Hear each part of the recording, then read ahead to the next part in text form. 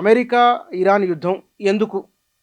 ఎందుకు ఇంత అమెరికా ఇంత తీవ్రంగా ఇరాన్ విషయంలో స్పందిస్తున్నది? కారణం ఏమిటి?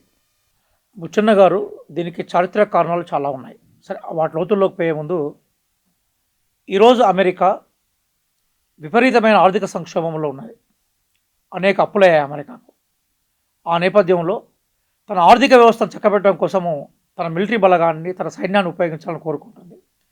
ప్రధానంగా ఈరోజు ప్రపంచంలో వనరుల రీత్యా, అట్లాగే మనకి లొకేషన్ రీత్యా మధ్యప్రాచ్యం, వెస్ట్ ఏషియా అనేది కీలకమైన ప్రాంతం. వెస్ట్ ఏషియా అనగానే మనకు గుర్తొచ్చేది ఆయిల్ నిల్వలు, దాంతోపాటుగా మనకు కనిపించే యురేనియం నిల్వలు.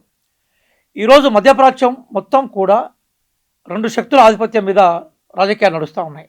ఒకటి, అమెరికా ప్రోద్బలంతో బలమైన దేశంగా నిలబడ్డ ఇజ్రాయెల్, స్వశక్తితోటి కొంత రష్యా, చైనా సహకారంతో దానికి ధీటుగా అంతకన్నా బలంగా నిలబడ్డ ఇరాన్. మనందరికీ తెలిసే విషయమే.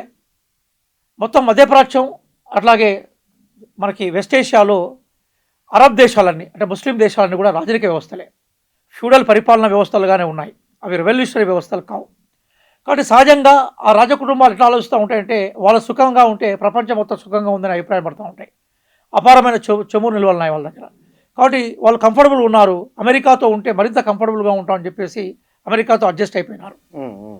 ఆ నేపథ్యంలోనే ఇజ్రాయిల్ ఈరోజు అమెరికా ప్రోత్సాహంతో అక్కడ బలమైన దేశంగా తన ఉనికిని కొనసాగిస్తూ ఉన్నది. ఎందుకంటే ఇజ్రాయెల్ మిగతా అరబ్ దేశాల మధ్య థ్రెటన్, అంటే ప్రతి క్షణం ఒత్తిడితో జీవిస్తున్న దేశంగానే మనం దాన్ని చూస్తాం. ఇజ్రాయెల్ అదే సందర్భంలో అరబ్ దేశాలతో సత్సంబంధాల కన్నా అమెరికాతో స్నేహంగా ఉండడం వల్లే నేను ఇక్కడ ఎక్కువగా సుఖంగా ఉండగలుగుతాను, ప్రశాంతంగా ఉండగలుగుతాను, ధైర్యంగా ఉండగలుగుతాను ఇజ్రాయెల్ భావిస్తూ ఉన్నది. ఈరోజు మధ్యప్రాచ్యంలో అమెరికాను, ఇజ్రాయెల్ను ఢీకొట్టగలిగే సత్తా ఉన్న దేశం ఏదైతే ఉందో అది ఇరాన్. ఇరాన్కి ప్రధానంగా 3 బలాలు ఉన్నాయి. ఒకటి, అత్యంత ప్రాచీనమైన నాగరికత కొనసాగుతున్న దేశం ఇరాన్. ఒకప్పుడు పర్షియన్ నాగరికతే ఈరోజు ఇరాన్ రూపంలో మనకు కనబడుతూ ఉన్నది. అందుకోసం దాని సంస్కృతి విశాలమైనది, అట్లాగే దాని రాజకీయ వారసత్వం సుదీర్ఘమైనది, దానికి ఉన్న బలం అది. రెండో ఏంటంటే, అది ఈరోజు ఆటమిక్ ఎనర్జీని ప్రొడ్యూస్ చేయగలిగే యురేనియం నిల్వలు కానీ, అట్లాగే ఎల్పిజి గ్యాస్ కానీ, అట్లాగే అపారమైన చమురు క్షేత్రాలు కానీ ఇరాన్లో ఉన్నాయి. అది దానికి ఉండే వనరుల రీత్యా బలం. మూడో అంశం ఏంటంటే ఏదైతే ఉందో అది దాని భౌగోళిక అమెరికా. అంటే భౌగోళిక అమెరికా అంటే దాని భౌగోళిక ఎగ్జిస్టెన్స్, దాని ఉనికి అంటాం మనం. సింపుల్గా ఉనికి అంటాం. మనం చిన్నప్పుడు పుస్తకాలు చదువుతాం, జాగ్రఫీలు ఉనికి దాని ఉనికి రీత్యా ఏంటంటే పర్షియన్ గల్ఫ్ అనే ప్రాంతం. అంటే ఈరోజు ప్రపంచానికి సంబంధించిన ట్రేడ్ మొత్తం కూడా 30% పర్షియన్ గల్ఫ్ ఉండే పోతుంది. మొత్తం ప్రపంచానికి సంబంధించి అందులో 20% క్రూడ్ ఆయిల్కి సంబంధించిన ఎగుమతులు దిగుమతులు అయితే 10% మిగతా ఓనర్లకు సంబంధించిన ఎగుమతులు దిగుమతులు.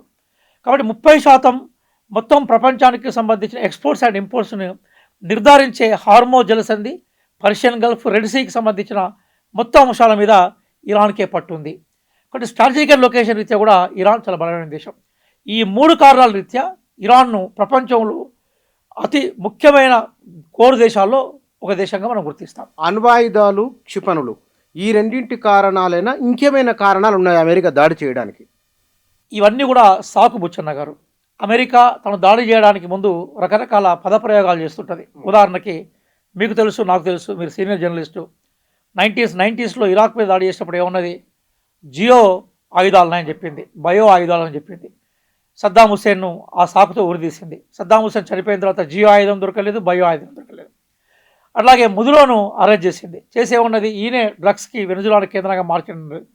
ఇప్పుడు అక్కడ ఉన్న ప్రభుత్వం తనకు అనుకూలంగా మార్చుకునే క్రమంలో అక్కడ డ్రగ్స్ లేవు, మరేం కనిపించట్లేదు. అట్లాగే ఏమన్నది? మేము ఆఫ్ఘనిస్తాన్లో ప్రజాస్వామ్యాన్ని పునరుద్ధరణ చేయడం కోసమే మా సైన్యాలు అక్కడనే చెప్పింది. అమెరికా బయటకు వచ్చినాక అది ఇంకా మరింత మత ఉన్మాదుల చేతుల్లోకి, మత ఛాందస్వాదుల చేతుల్లోకి, తాలిబాన్ అనే రూపంలోకి వెళ్ళిపోయింది. అక్కడ అమెరికా చెప్పిన మాటలు వేరు, ఆచరణలో చేసింది వేరు. రెండవ ప్రపంచ యుద్ధం తర్వాత, మళ్ళీ చెప్తున్నాను, రెండవ ప్రపంచ యుద్ధం తర్వాత అమెరికా ఎక్కడైతే దాడులు చేసిందో ప్రతి దాడిని నేను ప్రజాస్వామ్య పునరుద్ధరణ కోసం అని చెప్పింది. కానీ ఎక్కడ కూడా ప్రజాస్వామ్యాన్ని పునరుద్ధరించిన సందర్భాలు లేవు. ఉంటే చూపెట్టండి, నేను కూడా వింటాను సిద్ధంగా ఉన్నా. ఆ పేరున దాడి చేసి తనకు కావాల్సిన ప్రయోజనాలను నెరవేర్చుకున్న తర్వాత ఆ ప్రాంతాన్ని గాలికి వదిలేసిపోయిన చరిత్ర అమెరికా.